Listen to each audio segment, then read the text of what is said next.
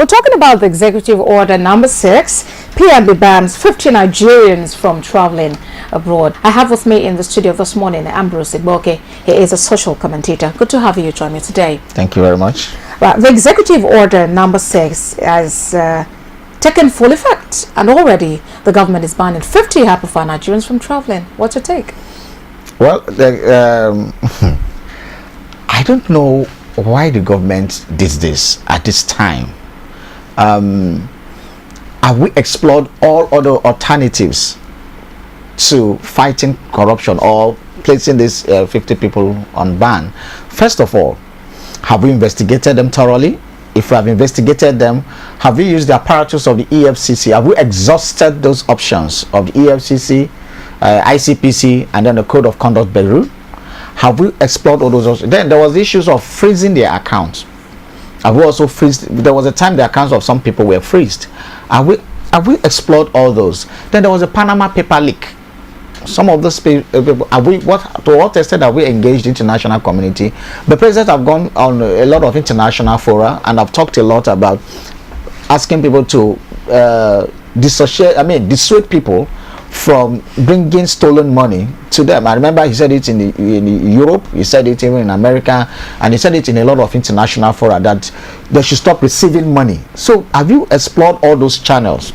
Then when you say you're fighting corruption, and the corruption you're fighting seems to be becoming to look like a draconian action, and beginning to look as if you are positioning yourself as a dictator, especially when your antecedents suggest so, then people will no longer look at that corruption you're trying to fight. People will start looking at the effects of your action, because they will start coloring it from the prism of your antecedent.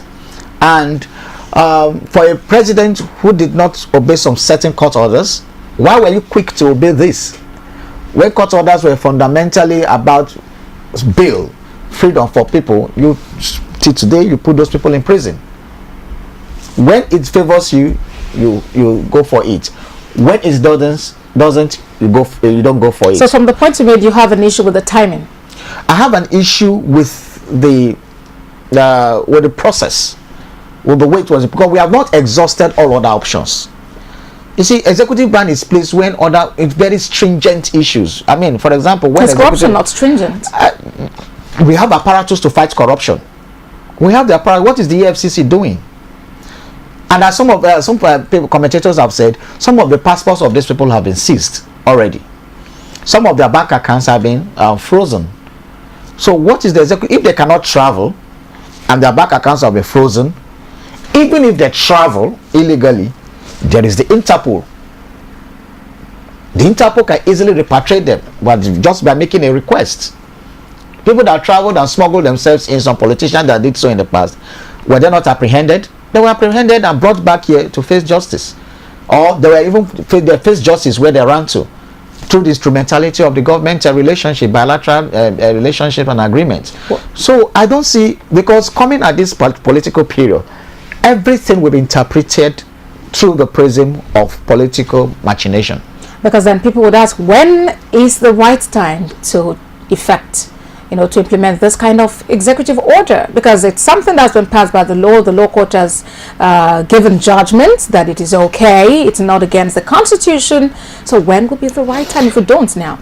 I earlier said that the president has to know the balancing act, because the Nigerian Constitution empowers the Nigerian president to be perhaps the most powerful democratically elected president in the world. The Constitution empowers the president so much that if the president decides to use his power as given by him by Constitution, then you use a sledgehammer to actually even kill your citizens. So what we are saying is that the president has to use what we call discernment to be tackling some issues.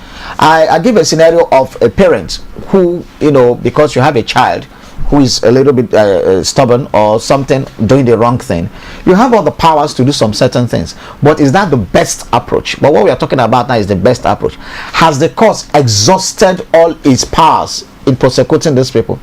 Have your anti-corruption agencies also done all they can, and they can't get these people? So these people are here, their passports have been seized, some of them, their assets have been taken away the accounts have been frozen, the case is going on in courts. Why do you bring this again? In a statement released by the presidency to justify its action, this travel ban, it was mentioned that, these persons, alleged to be corrupt, have a way of subverting justice by using these proceeds of corruption. I mean, the monies, and they have a way of employing the services of the greatest of the SANs and getting them to speak for them in the law courts. So is the government admitting to the fact that they're inefficient in prosecuting corrupt people? If that's what they are saying, then they should admit they have failed. Because you don't need to go to this length. Corruption that was committed inside Nigeria. What kind of tricks are they using to subvert the process? But is the government not in charge of those processes? What if this is corruption fighting back? Because at different times the government has said that indeed, when you fight corruption would definitely fight back. It is because the government don't prosecute diligently. They don't investigate diligently. They come on air, they call press conferences, call the media, do all kinds of media trial before even trying to do any serious investigation. And then you are telling the thief the strategy you are going to use to catch him.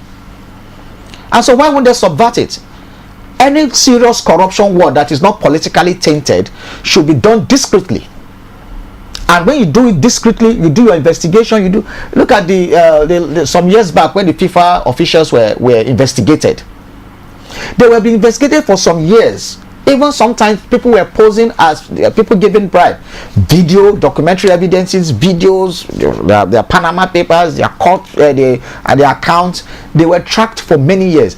And then when they went for their meeting in Zurich, they swapped on them. And what did they find out? By the time they were giving evidence of all their shady deals, many of them owned up because it was overwhelming. That is how investigations are done. Not when you suspect this man is having corrupt issues, you come to the media, you try him in the media, and then when you go to the court, you don't even have evidence, hard facts to present to the court. And the courts don't act on emotions. They act on facts, and evidence is placed on them. And then most of these people, some of the cases are dismissed. And then you say you want to hold them without bail.